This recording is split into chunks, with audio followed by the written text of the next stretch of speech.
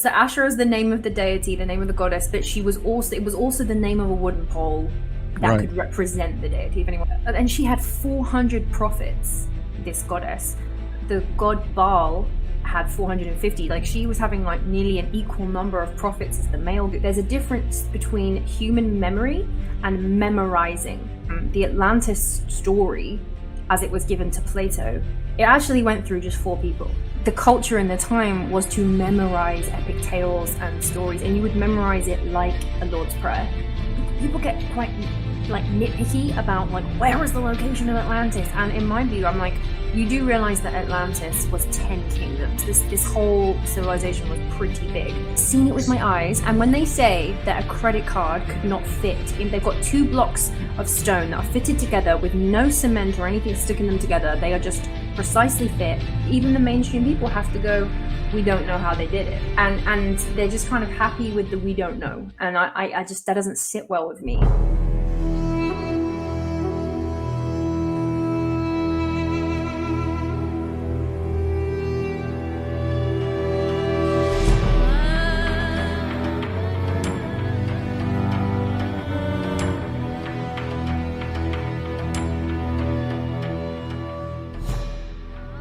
Welcome back to the Gnostic Informant, and you are about to attain true gnosis. And today I'm joined by Jahannah James. Hello. A famous actress from the UK, right? Not famous. When you Google your name, that's what pops up. Famous actress from the UK. I'm like, nice. I wish I can have that going for myself. That'd be nice. Well, yeah, I'm an actress, presenter, and ancient history nerd. And yeah, it started off just a passion project, just making videos about this, and then it's kind of now my job. So yeah, your channel's awesome, by the way. You do a lot of work, you do a lot of research, and it's really well done, and it's fun because you make it fun, you know. It's I get a bit of stick for that though. Like, some people, because I'm basically just myself in the video, and I can be silly, and I come from like a comedy background, from acting, so I put some of that in my videos, and some of the people don't like it. They're like, you can't talk about this very serious subject. You have to be serious when you talk about the subject. I was like, why can't, there's no rules. Right, it's no rules.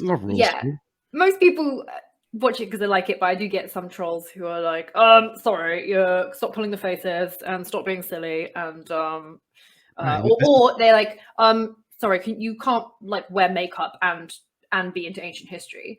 That's a comment I've had a few times as well, being like, oh, she just wants to wear makeup. I don't know. I'm like, I can do both actually.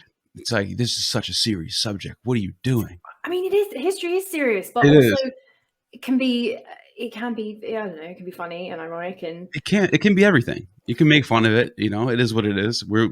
We've done some things as a human collective. We've done some crazy things in the past that we can look back on and be like, what were you thinking? How did you get into it? How did you get into it? How are you actually, I used to be a Christian. And me too. Yeah, I used to be a Christian, and just like, I always wanted to know if the history matched up. Like, if is this really what happened? Was there really a guy named King David that did all these things? So that's what got me to like look into history from a perspective, like a scholarship perspective, I guess you would say, just to kind of see where things line up, what's true and what's not. And then the rest is history. I've started a channel because of it. Well, I'm into ancient history. I'm also into like biblical mythology and all of the ancient texts, and you will really like my next video because I've just finished exporting it today. And sneak peek, it's all about the fact that back in the day, God used to have a counterpart, used to have like a female counterpart, a wife, a partner.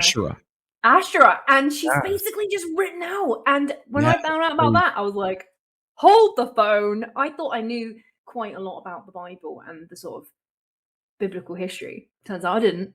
So and that's such a big deal, because there's actually parts of the Bible, like the Book of Wisdom, which I'll admit, for Protestants, that's not in their Bible. They only have 66 books, but the Catholics, that's in their Bible, so it's considered a pretty important book. Let's say that. But it says in there that Sophia, which is like a name for wisdom, but it's also like a deity name, another name for Ashura, was the one who created Yahweh, who created so they make her the creator. Like she's even that important in some of the books.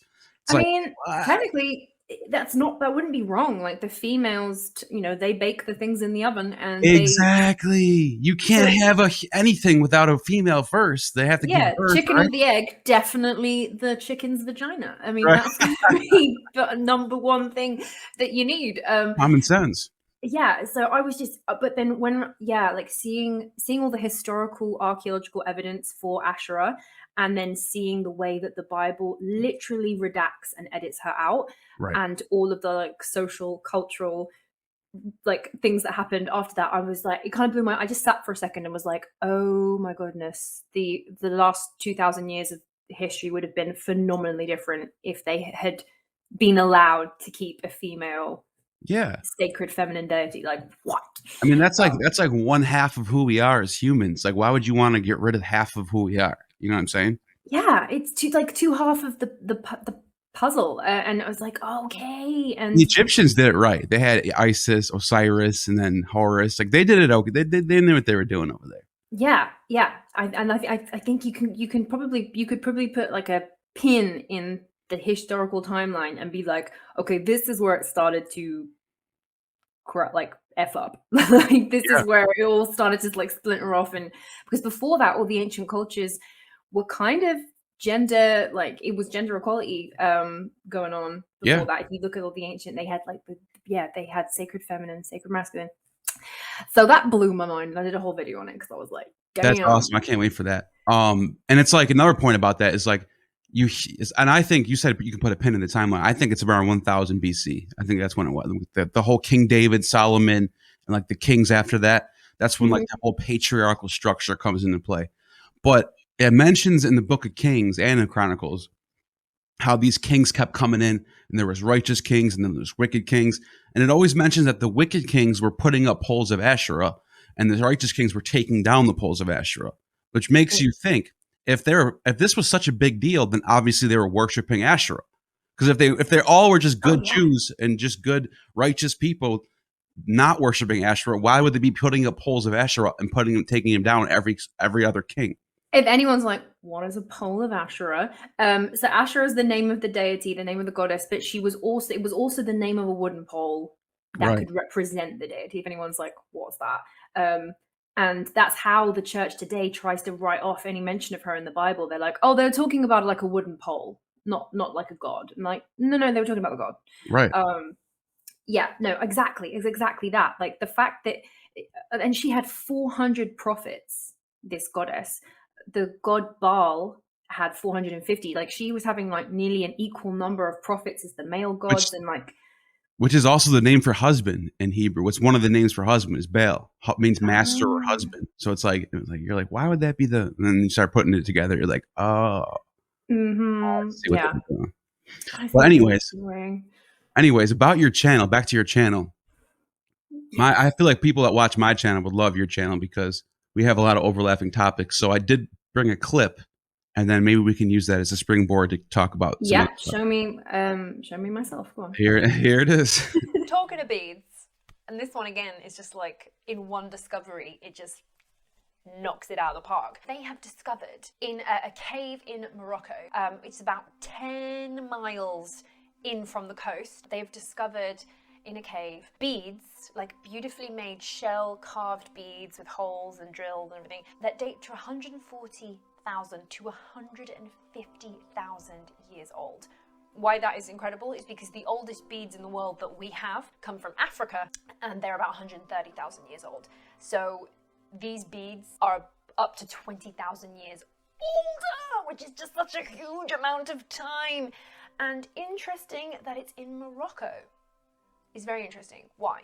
Because if you are a hunter of Atlantis, there is a theory that Morocco, southern Spain, northern Africa, Morocco, all of that area, the Azores, that chunk of the world has the hotspots for the potential Atlantean empires. to have lived all around there. There was like 10 kingdoms of Atlantis, so those are the potential hotspots for Atlantis. Just interesting that the oldest beads in the world was found in the hotspot for Atlantis. That's awesome. It's pretty weird sitting and watching yourself, but yes. Yeah, I'm the same way. But that's good points being made though, because I feel like the more we learn about not only climate change, but like plate tectonics and the ocean and how everything's changing and sea levels are rising, and then you look at the middle of it, the Atlantic Ocean has this ridge that like almost it's like gets higher and higher to the sea level, and you're like, wait a minute, there could be land there. And actually, there's like evidence that there was land there. Not only could be, there was. So that's what the first thing that hooked me onto the Atlantis sort of renaissance was Jimmy from Bright Insight. A couple of years ago, I found his video, and that's when I opened the rabbit hole and fell right down. And then doing the research, the thing that convinced me about why I think Atlantis was completely a possibility, it's actually geology and science. It's not obviously I want there to be an Atlantis, but I'm just looking at the evidence that they found from the ridge, exactly what you're saying, that plate tectonic ridge, and the fact that they've scientifically found sand, like beach sand down there, which means at one point down there was up there, and the fact that when there was like the tectonic plate movement, that like a chunk of continental land, it's there, like the rocks that are there is continental crust, and it just kind of lines up. And then when you go into the other science about the Younger Dryas comet theory and the fact that the dates line up exactly with the dates that were told to Plato, suddenly this thing becomes, in my eyes, completely plausible. And it becomes actually more plausible than the fact that Plato somehow managed to, on the money, put the location and the time of this place, and he managed to like just guess or randomly take a stab at it, and then he happened to get the date right and he happened to get the location right. I mean, that's for me is more implausible scientifically. So yeah, and so Plato was writing in the late 300s BC, early 400s BC, and then before him you got Herodotus, who was writing the late 400s BC, early 500s, so like another generation before that. And they both are right. This is both secular history. This is not like they're not writing about. This is not like mythology they're writing. Now Plato does mention the gods in that same book. It's book 5, I think, in Timaeus, and he's writing about like he is writing like metaphysical stuff. Like, don't get me wrong, he talks about Poseidon being the ruler of the Atlanteans. But when he's talking about Atlantis, he's talking about the geography of it and nothing else. So he's talking about where it's located, which he says they both say this. When you have two secular sources saying the same thing, it's probably something to take serious. They both say beyond the Straits of Gibraltar, which is where the Pillars of Hercules is, which is right where Spain and Morocco meet. Beyond that, what's beyond that? The Atlantic Ocean. They both say that. So now you've got two people saying where a location of Atlantis is, and they're both kind of describing, but not. So then you get into what's true and what's not. So I do know this.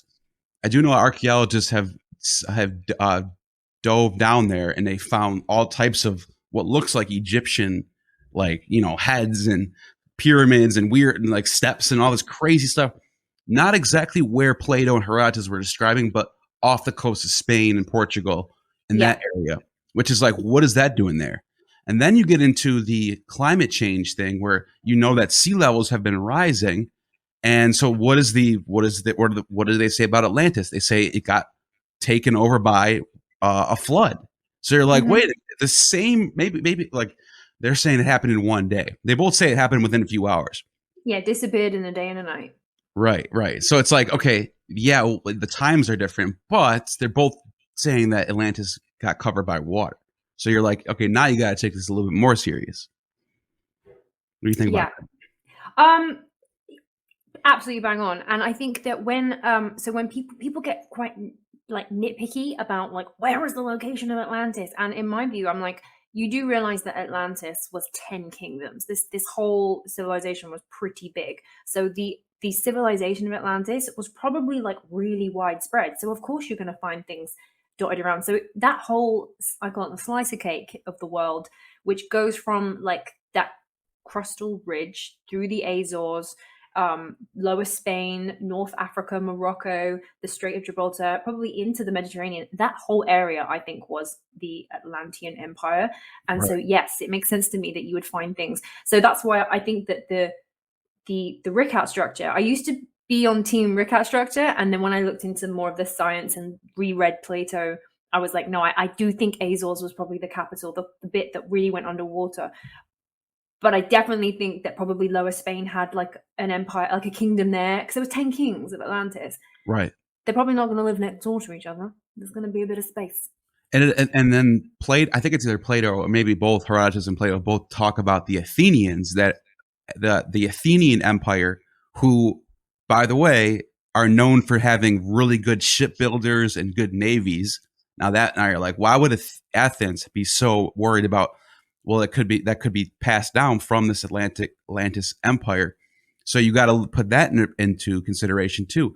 Mm-hmm. And so it's like you got the places that claim to be from the Atlanteans are always have the certain way of writing style, certain like strong suits, like building ships and like having a good navy. So it kind of starts to add up the more you think about it. But then you get into like the city being like a bunch of circles.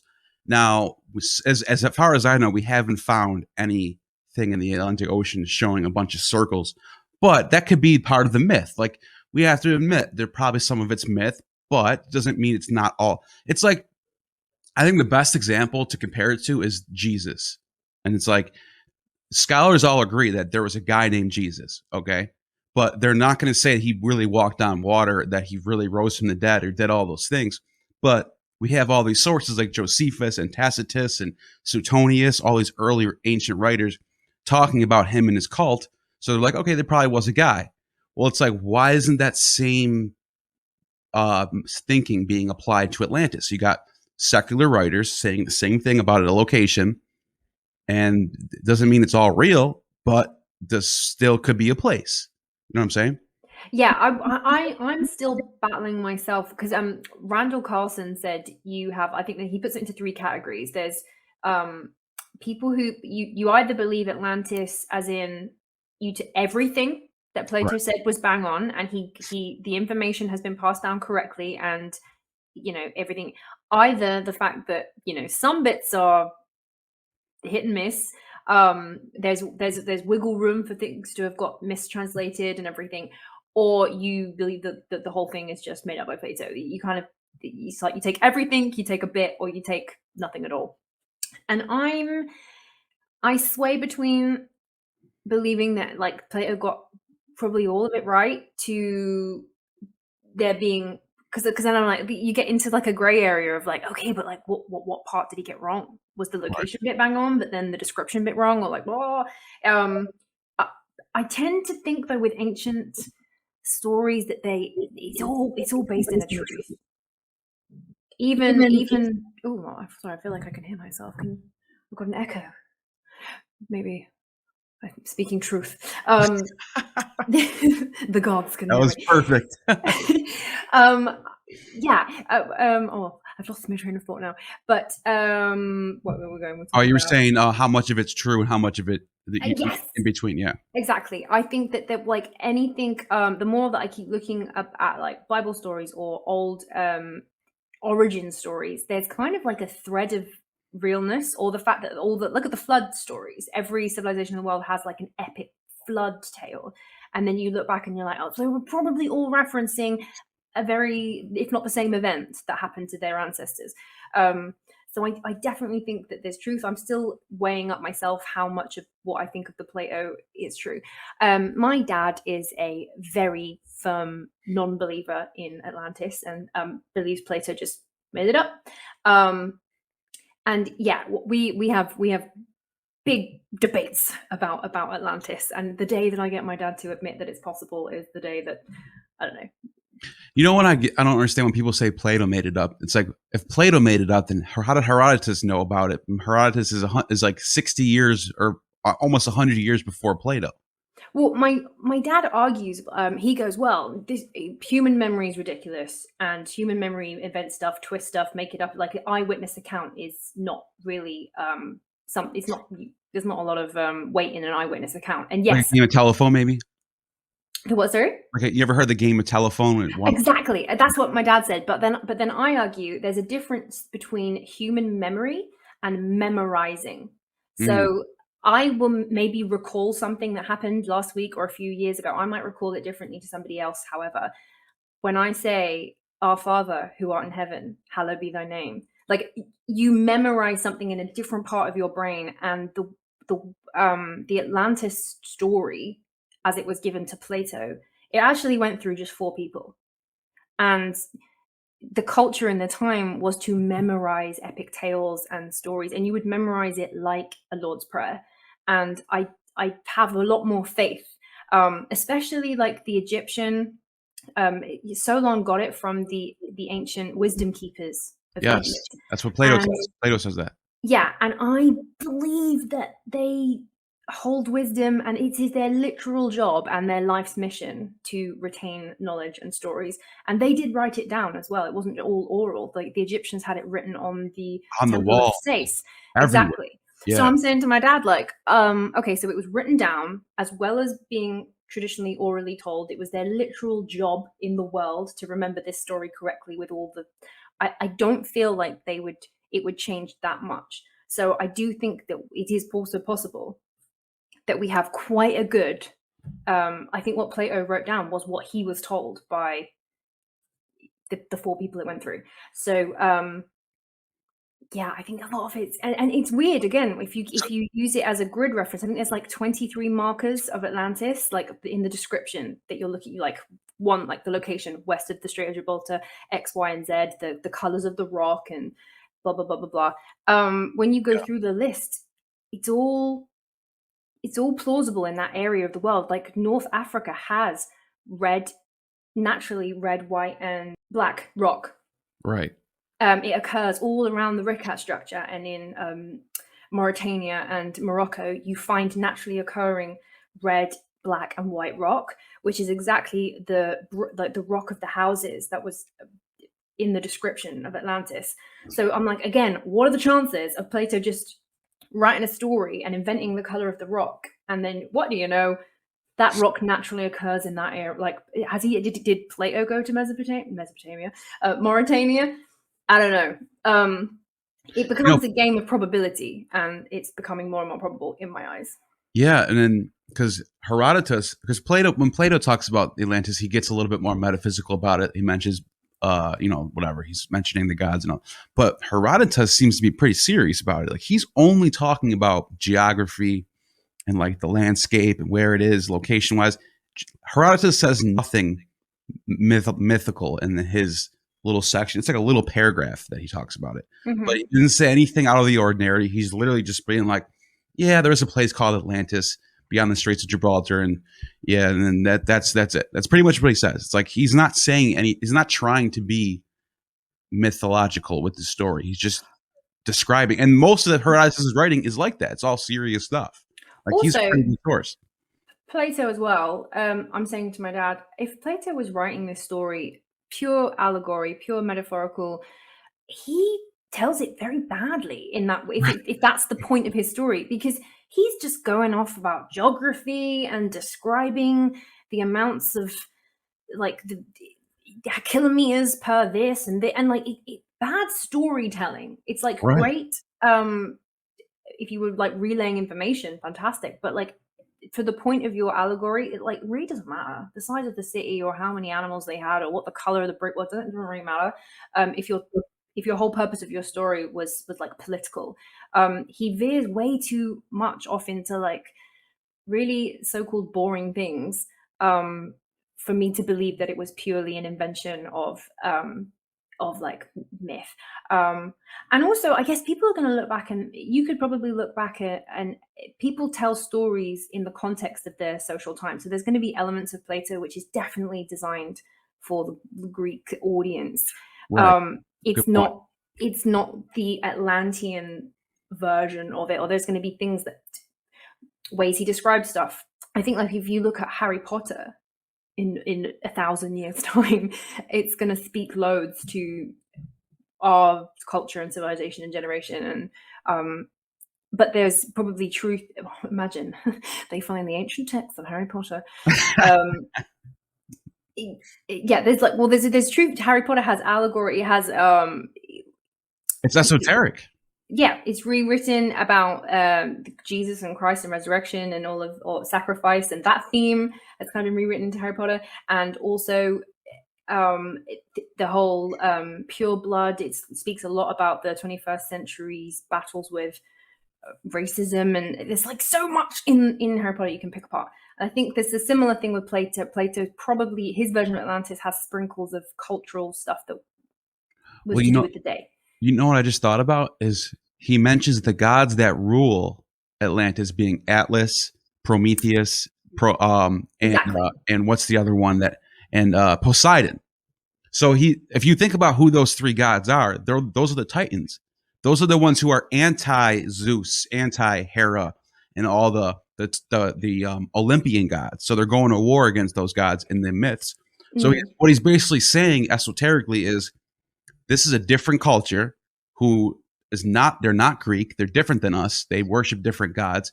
I mean, you got to look at it like it's sort of esoteric. There's sort of a meaning behind it. The meaning behind it is probably something that's true. What you see on the surface is myth, but there's something behind it that's actually real and tangible. Yes. I think what Plato was doing was taking a very true historical story and he was using it in his own way for his own purposes. And that doesn't mean you can't actually have both. It doesn't mean that Plato wasn't writing for an audience for a purpose, but I think what he was using was drawn from, oh yeah, my granddad told me that story. That'd be really useful. And yeah, for me, it doesn't even be a problem in my head. I'm like, yeah, that makes total sense to me. He was drawing on something that was very real, and he was using it in a way that was going to be relevant for his audience, for the culture at the time. They would understand, like you say, they would understand exactly by mentioning those particular gods. I don't think Poseidon was maybe the Atlantean god, but for the purposes of Plato, it works. Right. And that's what I'm saying is like, to get people to remember these stories and to pass them down, you have to add a little spice in there. Yeah. Or else you're just going to be like, who cares? What do I remember Atlantis for? But if you add gods in there, people are going to remember it and they're going to pass it down. I'm sure that, like, if you look at the story of Santa, it is going to be evolved. It's the same story that's going through the same themes and same everything, but the way that it's told over the next 100 years, 200 years is going to change, and it probably has changed since the Exactly. So that's it's like a good point. I think that it's going to be the where was I when I was in Egypt? So actually, someone was explaining like the origins of where we get our Christmas, like where we get all of why we have red and white. Why is Santa red and white? Really? Why is it? And it's all based in these like shaman guys that live in like Lapland or like in the far north, and they wear red and white. And the reason why Santa comes down the chimney is because in the winter the snow would be so far up in the house that you'd have to enter through the chimney to get down into the houses. And there's a reason why reindeer fly. It's because there's like a mushroom that you take that Enemy to Muscaria. I had somebody on a month ago, Jason Residurjani. We were talking about this.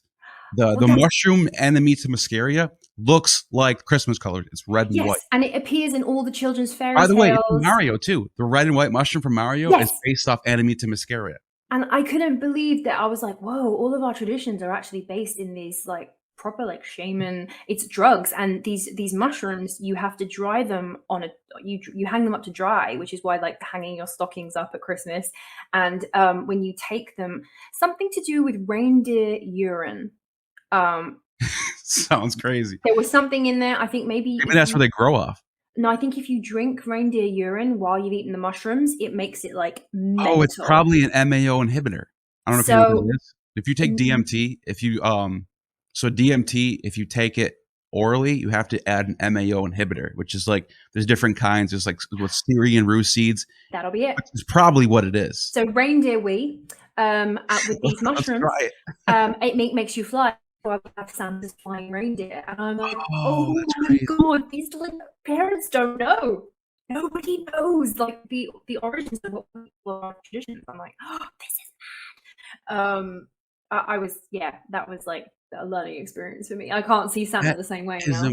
And you makes you wonder, because like the Vedic tradition, they talk about soma juice, and they were drinking this stuff. They were tripping out, writing down scripture, the gods, Krishna, this, that, and the third. Like, it makes you wonder how much of our religious scripture actually is from. Because even in like the monotheistic religions, the Jews had these group of priests called the Levites.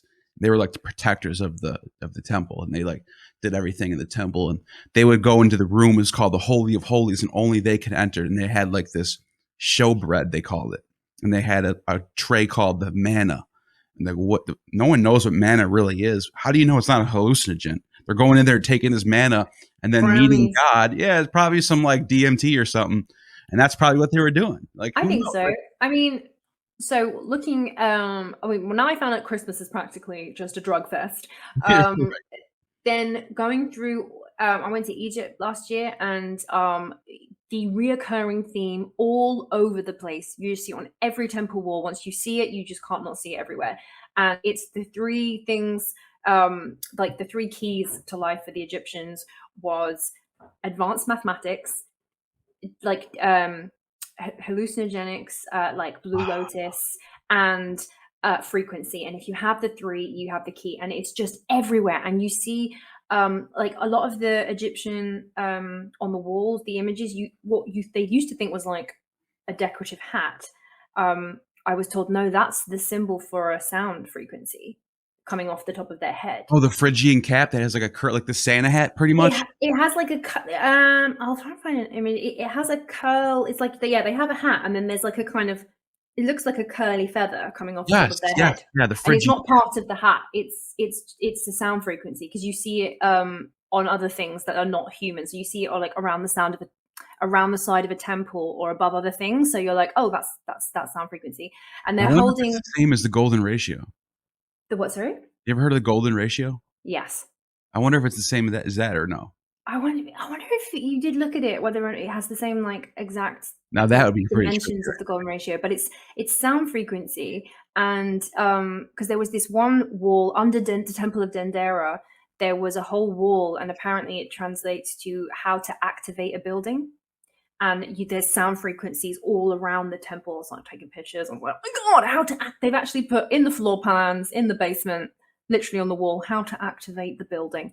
And activate seems like a really functional word. And when people go, oh, the temple, it was just a purely religious thing. I'm like, I don't know if it was all purely religious, like activating a building for what, for why?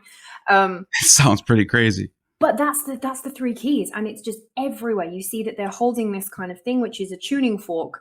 And so they've got like sound frequencies, and they've got tuning forks, and there's blue lotus all over the gaff, and advanced mathematics. And if you have all of them, that's how you that's like the keys to life. That's God. And then when I'm looking, I'm like, okay, so I think the Egyptians had it sorted with that. And then when you look at other cultures, and let's run with the theme of drugs.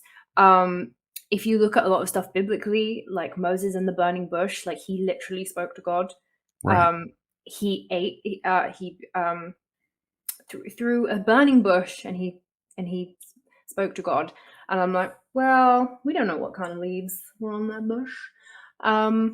It feels like a very similar experience. And it's weird that even today, if people take psychedelics, the human experience of psychedelics, you kind of all end up in the same thing. Like many people have this same experience, and they experience consciousness, and they experience or God, or they have a very religious experience on drugs. So Joe Rogan thinks that the burning bush is the acacia tree, which is what the highest content of DMT is, the acacia tree.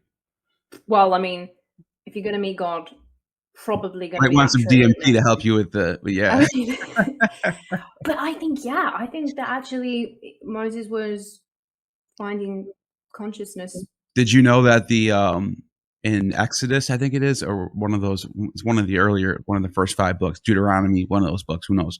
They're talking about how they built the Ark of the Covenant, and all the wood for like the panels and the holders, whatever you want to call them, all of it's made out of acacia wood. Wow. Why they choose that tree. And plus, if you look at the most abundant tree in that area, it's not the acacia tree, it's the cedar tree. So they had to travel far and wide to get acacia wood. Yeah, it was for a purpose. They picked that wood for a reason. Damn. But it's mad that I think somewhere in the world, someone knows where or what or where the Ark of the Covenant is. They'll know what it is and where it is. Like somebody knows. That's a really cool subject, because in the book of Maccabees, it says that they buried it in Mount Sinai, which people have been looking in Mount Sinai for thousands of years. No one's ever found it. Let me get my spade. Yeah, and now the Ethiopians say they have it right now, and they have it underneath one of their churches, and that's another theory. And there's a bunch of other theories of where it could be, but like those are like the leading two. Well, I just happen to have You have it there. Just happened to find it the other day. Yeah. That blows my mind. Like, and I think probably, of course, it probably did. Looking back, just like looping back to Asherah, she was associated with cannabis, and in the Israelite temples, in the Holy of Holies, there was altars to burn cannabis. I mean, it makes sense. It totally makes sense. But it's only actually, if you actually look at it from, again, always step back, and I always try and take my modern eyeballs off and just pop them down for a second, and just like look back at it. And it's only through like a modern lens that we go like, drugs, because they can be misused and it can be horrific, and especially the modern day and drugs. I don't know how that, but in the older times and more simpler life, and if people were more in tune with themselves and the universe, I think drugs were a cleaner, more important part of it. And so, yeah, if you don't view them as like drugs, but like right, also just a part. They were also just a part of nature. They were just trees and leaves. And I mean, it's not that crazy to think that people in the ancient times were experimenting with, because I mean, we already know that they were using herbs for medications and stuff like that. So it's not that crazy to think that they were trying out harder stuff that we look at now as being like, oh, that was hard. That's hardcore. That's illegal. The ancients, they wouldn't do that. It's like, why not? Why wouldn't? Can you imagine like the first people trying to work this stuff out? Being like, right, okay, so Barry ate one of those yesterday and he's dead.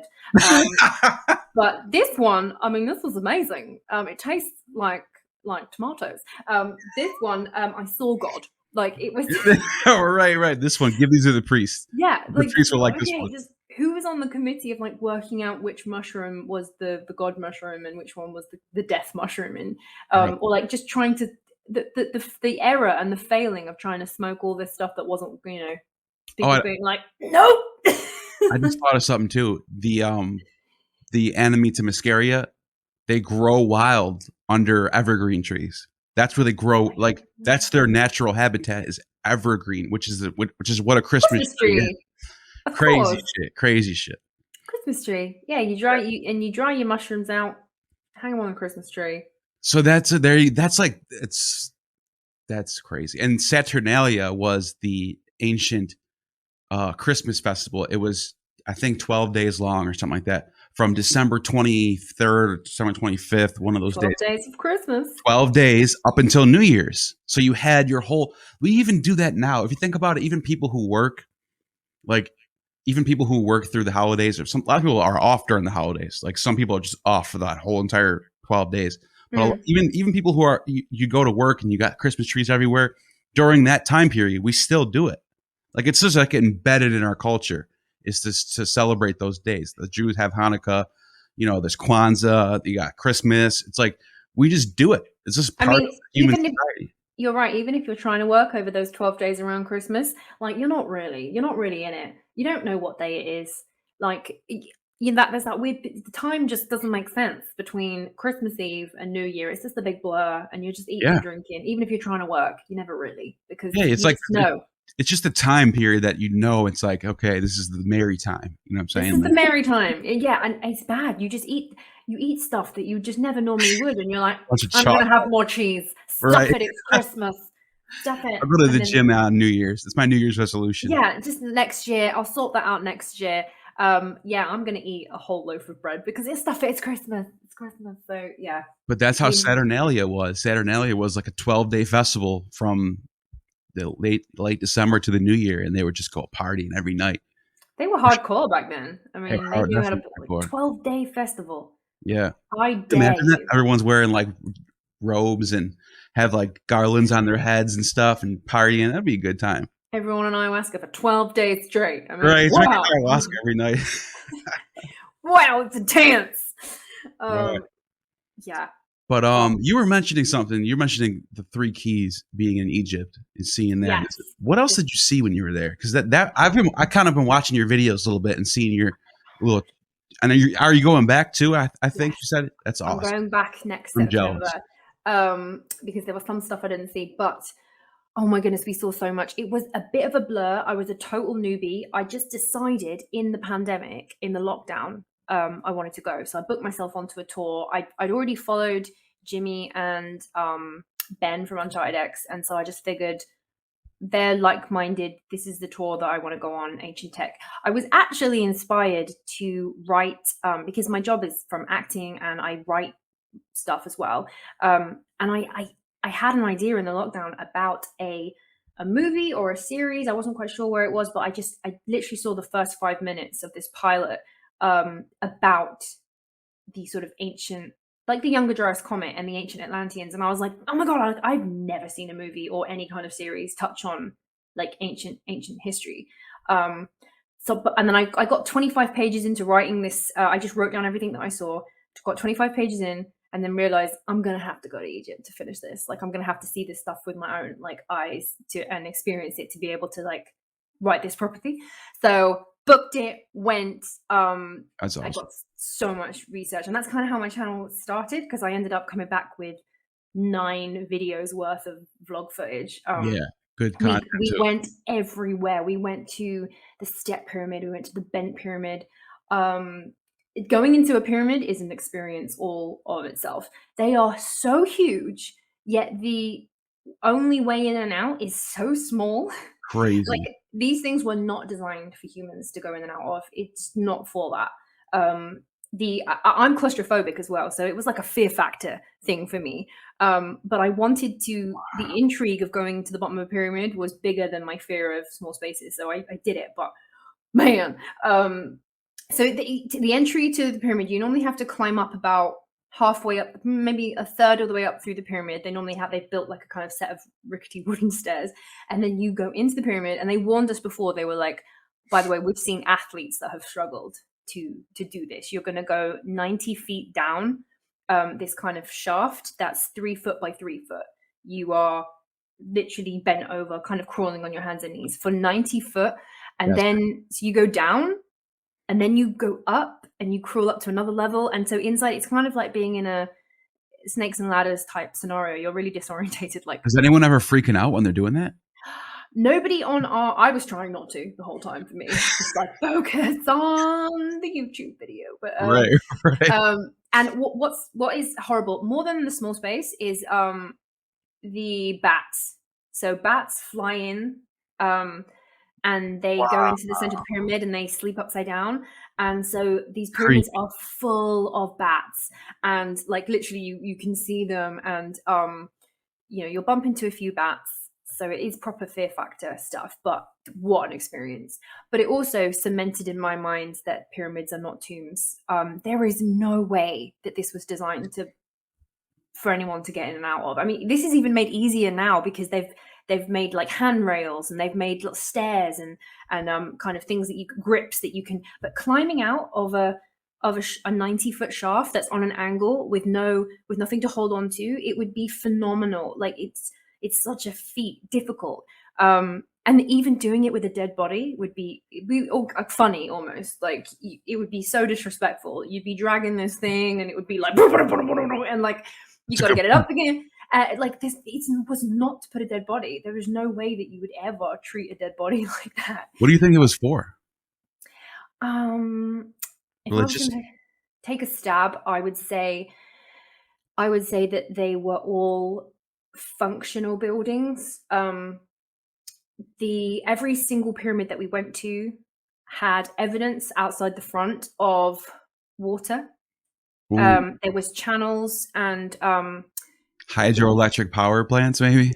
I mean, it's not like impossible. Like every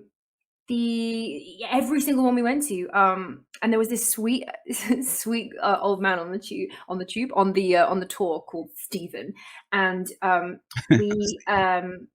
we had breakfast, I think, on the first day, and he was so excited. He'd waited all his life to come out to Egypt, and he was just so excited. And he had we were all there with our cameras and our phones and like vlogging everything, and he was there with his notebook and his journal, and he was writing everything in his journal, and he was drawing everything, and he was sketching everything. And then he came to me and he said, I have a theory. And he doesn't watch all the YouTube videos or anything, so he didn't have any prior knowledge, but he goes, I've been having a think, and I think that the pyramids were something to do with water, and that there was a function with water. And I was like, Stephen, you're not wrong, because that is the buzz right now on the internet. Like, isn't that Graham Hancock and Brandon Carson or something? Yeah, and Stephen had just come to that conclusion himself. And every time we went to a pyramid, me and Stephen would clock eyes, and we'd see something, and we'd see like literally where they used to have copper piping for the water, or there would be like a kind of channel causeway, which the mainstream people would explain, they built this massive causeway for the procession for the dead pharaoh. And I'm like, really? Because it really looks like waterworks. Like, so yeah, I think Stephen nailed it on the head, and I think that's more. Also, as well, one other thing. So water, pyramids, crystals. These things are lined with crystal. Like you were saying before about the Ark of the Covenant specifically being made with wood that was from far away for a purpose. Same with the pyramids. They could have made it out of rock that was more locally sourced. They specifically went like 400 miles away to Aswan Quarry, because the granite that they were quarrying there has a quartz, it's made up of like 50% crystal, basically. This stuff was, if you were going to use it for a purpose or activate it, this is the thing that you want to use. Just the feat of dragging this amount of rock that far without a wheel is just like, it's crazy. What? And not only quartz crystal, but also alabaster. So there's like this white crystal that either was where that waterway was out the front, it would often be lined with crystal. Again, then the mainstream try and say that all of this water works was a sewage system, and I'm like, why would you need a sewage system if you're dead? Also, like if, do you know what I mean? If it's a tomb for a dead person, why would you need to have a running water system or a sewage system? And also, why crystal? If it was a sewage system, it would be covered over. And why would you literally ship all of this crystal, this rock? I think it had a function rather than, because you wouldn't have even seen it. It would have been under. So that's where I lean. I lean massively towards the fact that there was something going on with these structures. When you see them and when you go inside them, they just look like machines. I feel like you're crawling inside like an ancient Chernobyl. Wow. And we don't understand what it is. Fascinating. But it just felt like mechanical. It felt like these things are at such angle. It's not beautiful. They're not beautiful to look at. Whereas if you go to the Valley of the Kings, which is where they buried all of the pharaohs and Tutankhamun, and the temples are beautiful, and they've got wide entrances and steps, and you could fit maybe 20 people in a group at once walking into these places. The steps as well are on a gradient that's beautiful to walk at. Like you could imagine a procession bringing a dead body into the bottom of these caves. It would be lovely. The walls are covered with colorful drawings and inscriptions and hieroglyphs, and they're telling the story of the person that died. Like, it's a tomb, and it's a beautiful one. Nothing like that in the pyramids. Not Really? a single thing. There's not a scratch on the wall. There's not a bit of color. That again, the way that you get into the pyramids is like this tiny little shaft that it feels like you're crawling down a chimney. That is fascinating.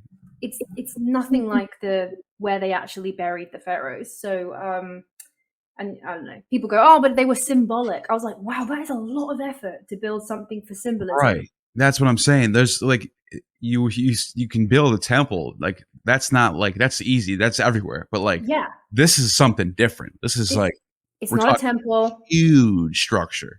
It's not for human access. It just really wasn't. The effort that it takes you to get in. And even now with the Great Pyramid, they've blasted a hole in the side so that people can get in now, but the entrance to it is still unfound. Like really, I didn't know. Yeah, so where you get in the Great Pyramid of Giza, big one, the big one. Well, it's like the Khufu, I think it's called the Khufu's pyramid. They call it the Great Pyramid, but what's also interesting is I found that indigenously, the indigenous people of Egypt say that the second pyramid used to be called the Great Pyramid.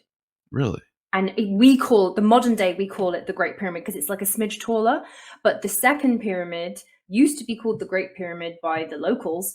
And the second period, there's an argument that it's older. It's got bigger megalithic bricks at the bottom, and they think that might have been the first one.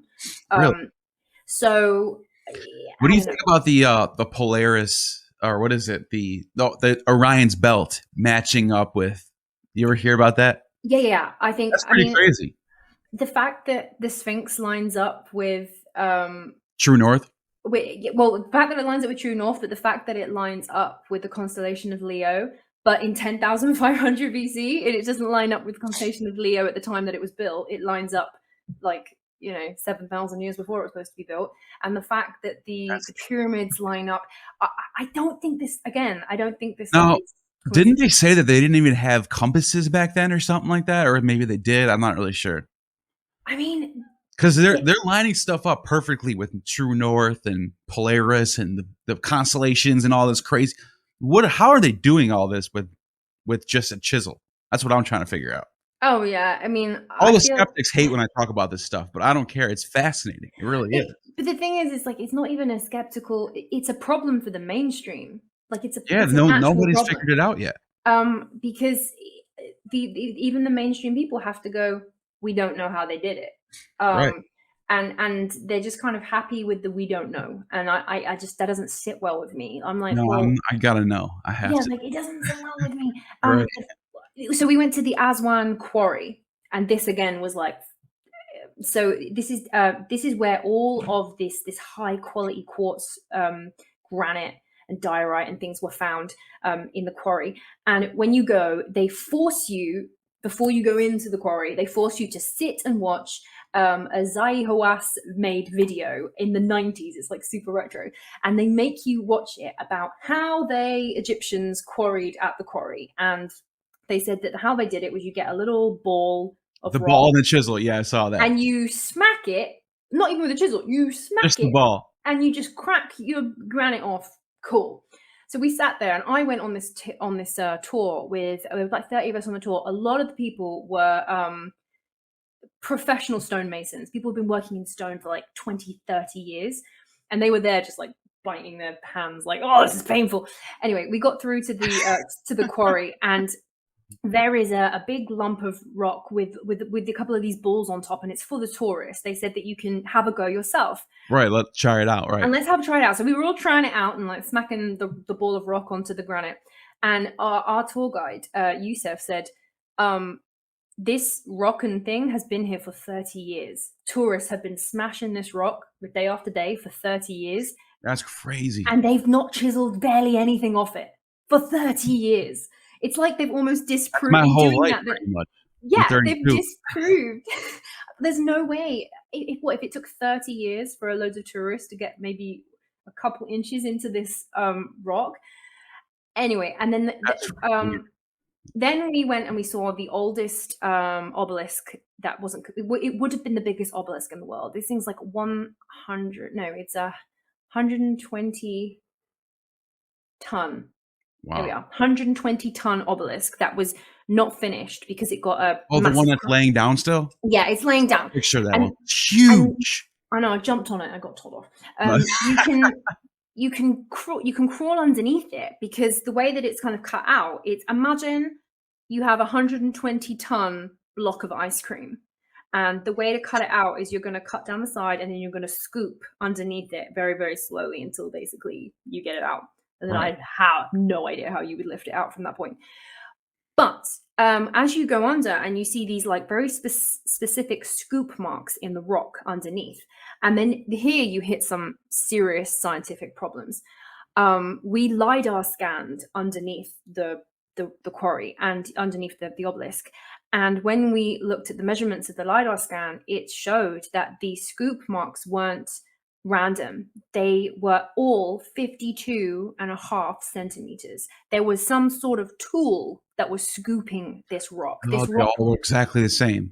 Exactly the same, row after row after row. Couldn't be someone just hitting it because there's no way you could get the exact number. The laws of science and probability, you can't. So this thing, whatever it was, some kind of like tooled arm, something that like was doing this, was scooping the rock, and the rock looks like you've just been shaving ice cream. It's so smoothly done. Obviously, it almost makes you wonder if they had some sort of concrete technology back then or something. I mean, pouring concrete. But they were. But then, if you had concrete, you just pour out a big block. This was being carved, and then you carve perfect rock. How do you carve like that without chipping it all in pieces? Exactly. Like, the whole thing is just mind blowing to think about. And then you hit a problem with physics. So say you take one of these like diorite balls and you're trying to do it. As you're going under the obelisk, you're gonna have to start hitting up rather than down. And there's just there's no way that you're gonna have so yes, it is physically possible to chip away at a rock, if you're there for days and hours and years going downward, because gravity is helping you half the time. But when you start having to smack forward and then smack up, not going to work. Like you just can't do it. You're hitting like a baby. It's not, it's just physics apply here and it doesn't work. Mind blowing. Really. And then the final amazing thing of the quarry was there is these thing called the test holes, which I'd never seen before. And they're basically like a tubular hole that is almost like drilled down into the rock. And apparently it was to test to see, they want to get the quality quartz out of this rock. So they would drill down. I'm saying... Talking about the ancients? The ancients, yeah. Maybe like 15... drill. Well, it's that sort of... There are these holes that maybe are... So there's evidence of a drill, you're saying? Not a drill as in, I don't think the whole thing was a machine. I mean, maybe. But the size of the hole was probably, I would say, 80 centimeters to a meter hole wide width. And it went down maybe 20 foot into the core of this thing. And you literally just a hole in the floor and you look down, you're like, whoa.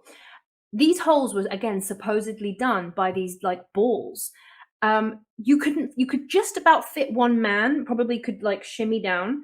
But then again, you've got how do you hit when you can't? No way. There's no space. Yeah. So it's like laughable. I think you make a good case here. I think you're right. There's no way they just use a ball. I mean, I felt like a detective on some sort of. You are a detective in a way. And I was like, well, this physically, the murder couldn't have happened here because look, there's no force. You couldn't have used the murder weapon here. And if you look at it like a detective, I'm sorry, but there's some massive problems here. So Aswan Quarry is just a jungle of scientific fact. I'm wondering now, is this the same place where they find where it looks like there's laser cuts going down? Like I watched this documentary. It's called Revelation of the Pyramids. I don't know if you've heard of it. And they show these rocks that are carved perfectly geometrically. Like this, I'll give the prime example, the Sphinx. Yes. One side of the face is exactly symmetrical to the other side of the Sphinx. There's not even a tenth of a degree difference. But not even just the Sphinx, the blocks in the pyramids on each side of the pyramids, on the 8-sided pyramid, are symmetrical too. So and then you look at the way they sit on each other, it looks like a laser cut. It looks like laser cut. Yeah. I mean, I'm not saying there was. There's no evidence of it. No. It looks like it. There You're is. completely right, and I've seen it with my eyes. And when they say that a credit card could not fit in, they've got 2 blocks of stone that are fitted together with no cement or anything sticking them together. They are just precisely fit and Perfectly. made to measure. I mean, you cannot put. I would even struggle probably to put a pin between them. Can't.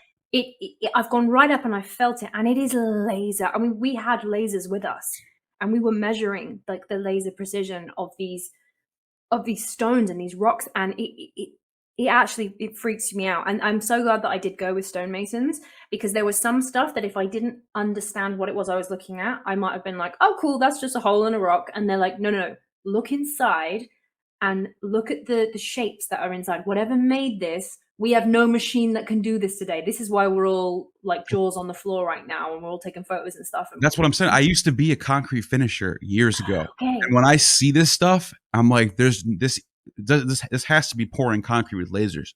They're like, no, they're just hitting rocks with rocks. I'm like, you've got to be kidding me. This does not make sense. People don't understand when they go to, I'm so glad I didn't go to Egypt as a regular tourist, because you would just be shown around and you wouldn't understand what it was you were looking at. And I'm so glad I went on one of these tours, because they were deliberately taking you to places and showing you things. Like we went to the museum, the Cairo Museum, and instead of just walking around and being like, oh wow, it's amazing, they were going to the back and they were being like, look in this cabinet right at the back, look at that pot, this is amazing. And you're like, oh my god, that's ancient tech, just right at the back of the Cairo Museum, and you wouldn't even notice. And these things are out in plain sight, and I can't believe I think that they'd be like hidden in the Vatican. They're out in plain sight. There is an unfinished granite box that's at the back of the Cairo Museum, and it has a saw mark running through this granite box.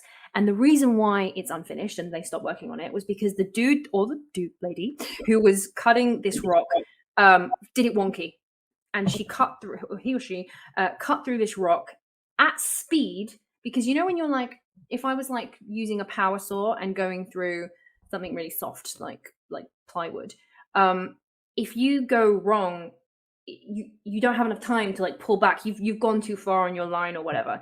If you're hand chiseling, it's almost impossible to go wrong for too long, because you would notice, because you're doing it. This is like you'd have to go wrong for like 2 days on a granite box. That whatever it was that was cutting through this granite was going through at such speed that they went wrong for like got to be like 30 centimeters before they pulled back. That's a really good point.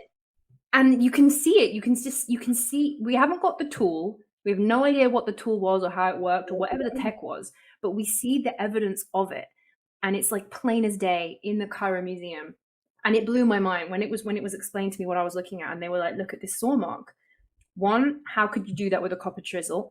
It was going through at speed. And then when you see that, you start seeing this stuff pop out all over Egypt. We were going to Karnak Temple, and we were seeing saw marks down the granite, and they were precision straight, apart from the ones that had gone wrong and had gone whoop. And you saw that's crazy. This like machining that had gone wrong. It's I don't know. One evidence of it would be enough, but when you see it like again and again and again and again, there's a place in Egypt called Abu Sia, which is not open to the public, and it was shut like 100 years ago. You can only get in there with special permissions, which basically means you can pay off the government to let you in. Right.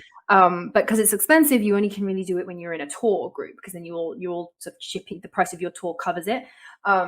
So we got to go and spend the day at Abu Sia, and this place is just covered in ancient tech marks like that. There are drill marks that don't make sense, and that's where the the core drilling is all over there. It's like a kind of graveyard of ancient tech stuff, and I'm like, is this why it's not open to the public? Because it's just littered with evidence of and oh my goodness, sorry, let's just go back to the pyramids for 1 second. Yeah, of course. When I said that there was crystal being used to line the pyramids, or outside where there was some sort of water function, so in the step pyramid, it used to be lined with 50 to 80 tons of alabaster quartz crystal. The Egyptian government have removed it recently, and they've removed it and they've buried it out in the desert. What? There's video evidence. Our tour guide has evidence of this quartz when it used to be there, and they've ripped it out. And he said they put it all out, and then they bulldozed sand over it, and they've hidden it in the. And the official stance of why they did that is to preserve it. I think that they are removing, as people are going to preserve this by burying it for nobody can see it. A dog? Like, no, like, this isn't a bone. It's like the only thing, like, logical thing for me is that people are waking up and they are realizing with science that tombs and these ancient sites have alternative functions, and I think that they're just quietly removing things that are going to point to that, so that they need to keep the narrative going that these things are tombs. Egypt is held up entirely on the tourism industry of that, and if you start cracking and dismantling and rewriting it, and if you can't attribute these sites to the ancient Egyptians, you lose all your tourism. There is a massive incentive there, I think, to keep this stuff keep the narrative as it was, because it kind of holds the whole structure. Once you start pulling it all off, it is big problems religiously as well. I was going to say, I think there might be some religious reasons. There's a massive religious problem, because all of Egyptology has to stick within the Judeo-Christian Islamic time frame, and if you remove that, big problems. Yeah, because Adam and Eve, according to the Bible, you can add up the genealogy from Jesus to Adam, and you get about 6,000 years. So about 4,000 BC, you're in. If you add up the years, because the Bible actually has the days of their birth and death, from Adam all the way down to Abraham, all the way down to Jesus. So it's like, if you want to literally find a date for the beginning of the world, you can go back and it's like 4,000 BC. It's like, hold on a second. This brings us to Göbekli Tepe. When they found Göbekli Tepe, they're like, wait a second here. Like, wait a second, this doesn't fit. This is about 10,000 BC right here. Yeah. Well, the good thing is that I happen to have kept a little bit of the crystal. So you can still, outside the Step Pyramid, there's little like shards of it where they've ripped it out and they've gone, there was still little bits. You have some? I took it. I know you're not supposed to take, and I do not. All right, I won't tell anyone. Just between you and me, right? I'm not in favor of anybody taking antiquities from anything. However, in this instance, I think for posterity, for like humankind, I'm going to just look after that. Because since the Egyptian government are literally ripping it out of the locations and burying it, I'm going to keep it. And then maybe 50 years, if somebody wants to do any kind of scientific tests on what kind of crystals were in the pyramid, whatever, like, I'll happily give it over to anybody who wants to have that. Of course. But I managed to get it past customs and everything. You're not. Did they ask about it? Were they like, "What is this?" No, it was just in. I mean, luckily I'm a girl and I have so much stuff in my bag, and it was just in my rucksack amongst many like pens and lip balms and everything. And there was just these 2 rocks, and I don't know. No one cared. Yeah, I managed to smile sweetly and get past. Yeah, a couple of other people on the tour, apparently they tried to hide a couple of rocks inside something, and it got pulled out of customs and they got told off.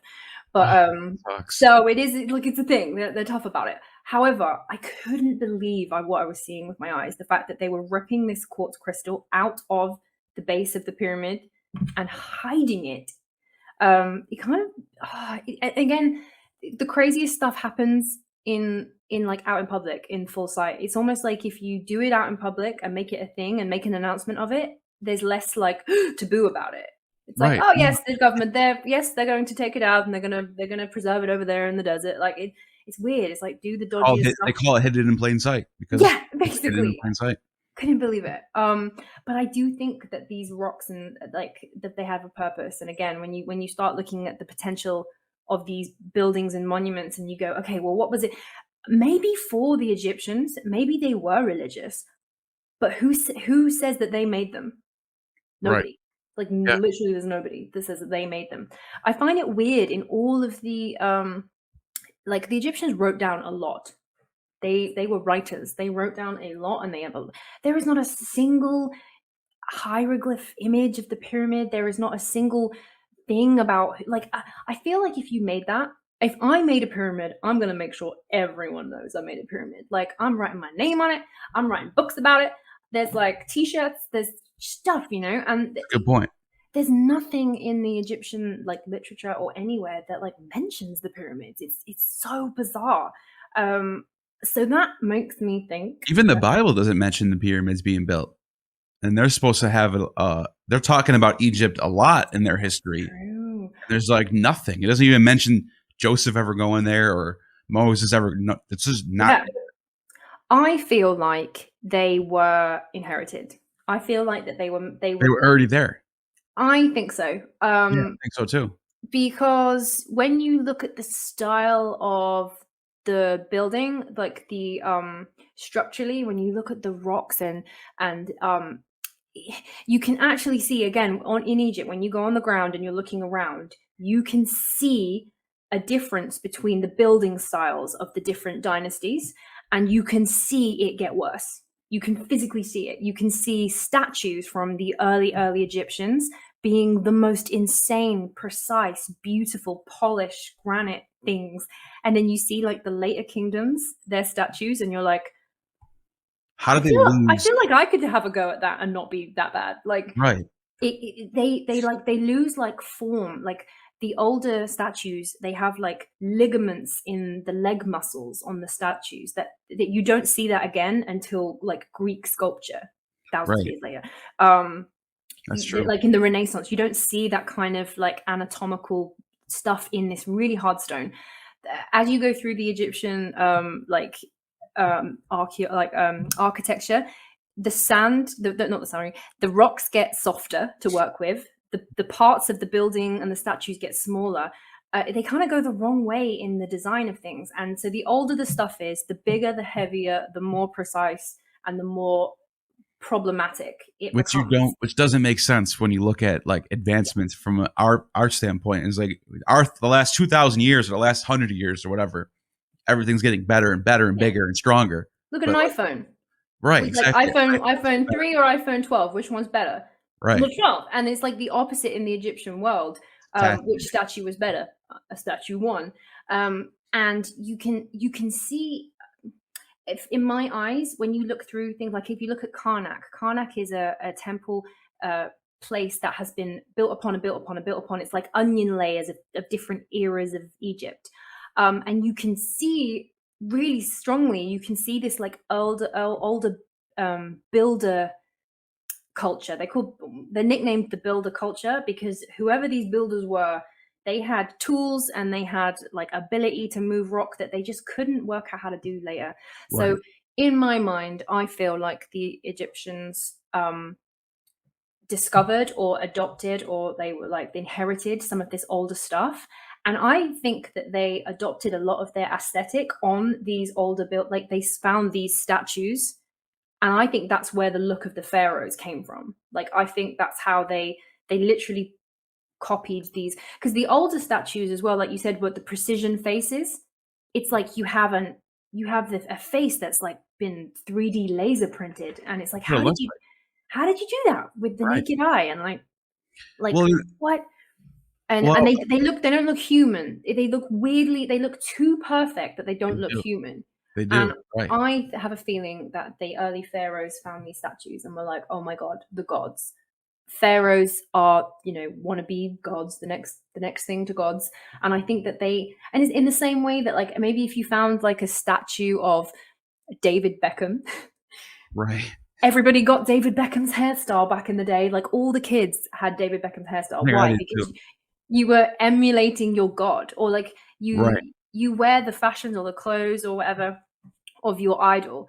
And I feel like very human thing to do, and I feel like that's what the early Egyptians did.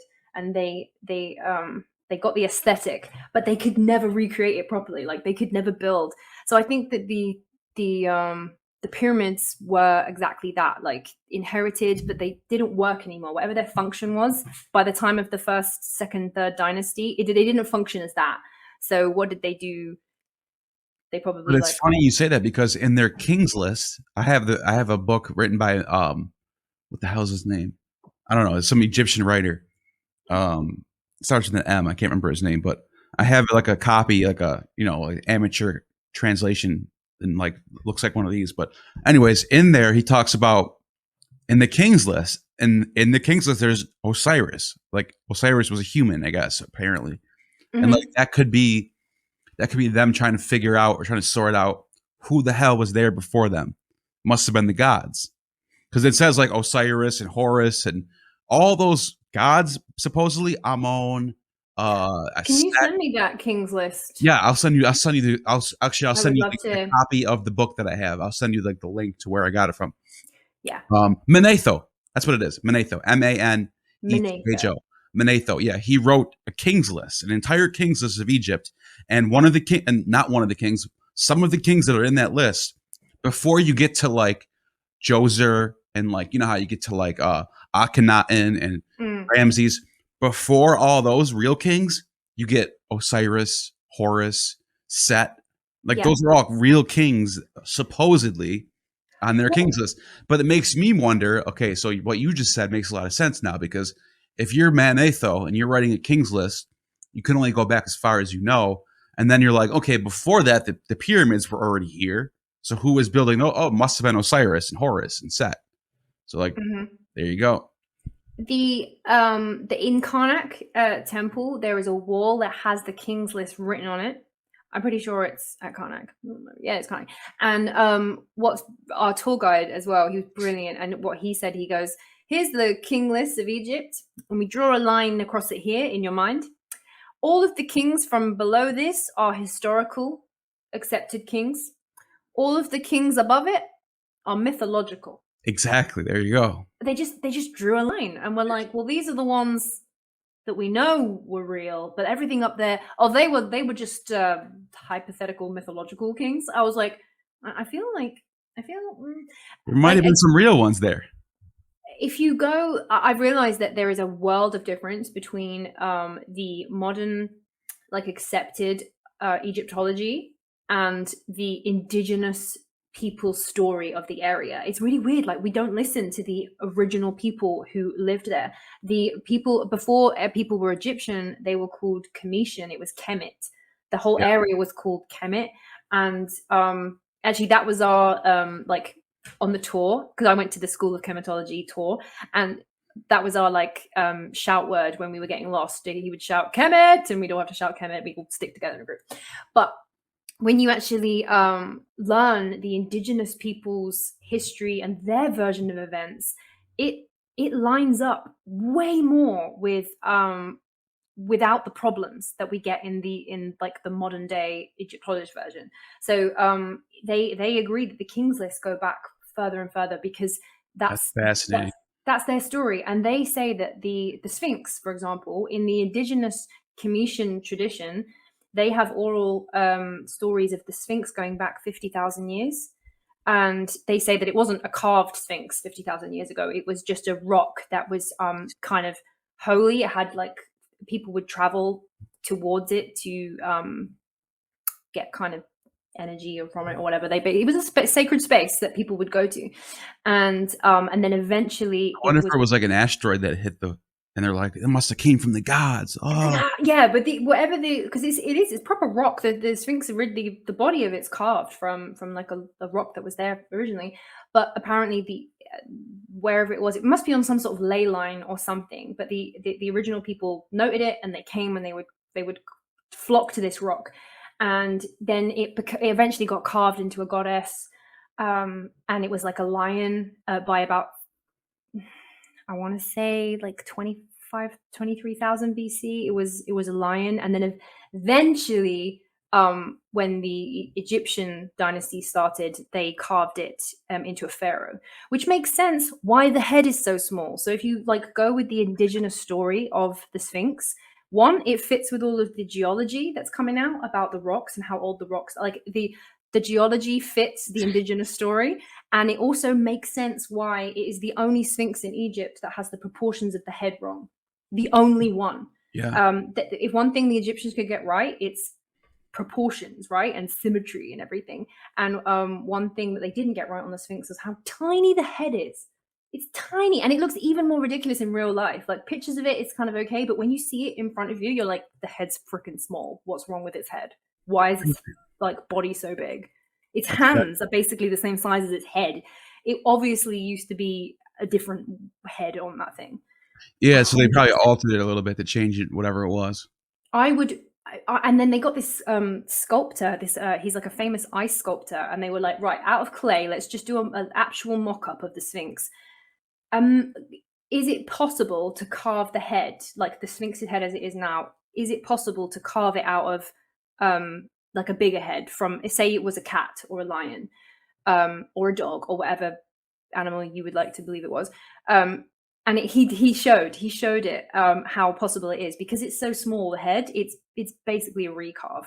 And the head doesn't have the same amount of weathering as like the body is more weathered than the head, which again, science-wise, doesn't make sense, because if the body was buried in sand for thousands of years, the head should be more weathered than the body. So why is the body more weathered than the head if the head's the thing? The head's new. Yeah, that makes sense. I agree. Yeah.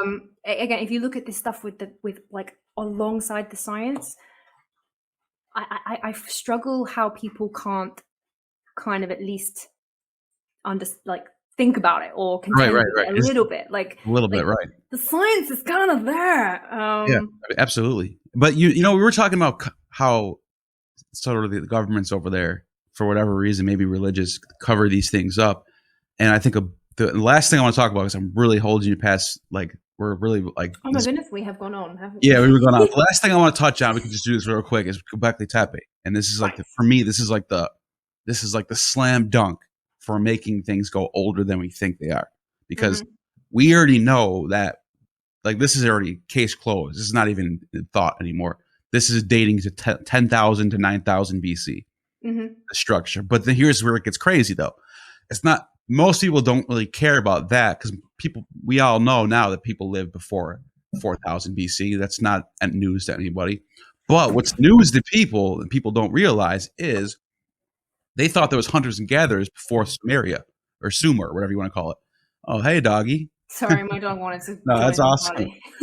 But so Sumer was supposedly the first place where these cities were brought. It's the first place where there's government, Babylon, Akkadians, whatever. Now they find Göbekli Tepe in Turkey, Anatolia, and all of a sudden it's like these big giant structures like you see in Egypt, like we see in other places. And it's like, how are they building structures with really good, like, you know, symmetry and like the carvings come out of the stone, not into the stone, like there's some like different type of buildings technology going on. And it makes you wonder, were they really just hunters and gatherers? 100% not. And also, it's not just, so Göbekli Tepe's opened the door and now they're just pouring through. There is another site that's recently been like literally within the last 2 months, it's been confirmed it's 1,000 years older than Göbekli Tepe. Wow. What's that called? It is called is it in Turkey? Yeah. It's it's a little bit more east, but it's very near, because you've got. Is it Ketelhoyuk? No, it's called like Bonkuklu Tara. Nice. I can't even say that. I'm not even going to try. Bonkuklu Tara. I literally just did the tiniest little snippet on it in a video. But yes, they found it. It is bigger and it is older than Göbekli Tepe, and they have a temple.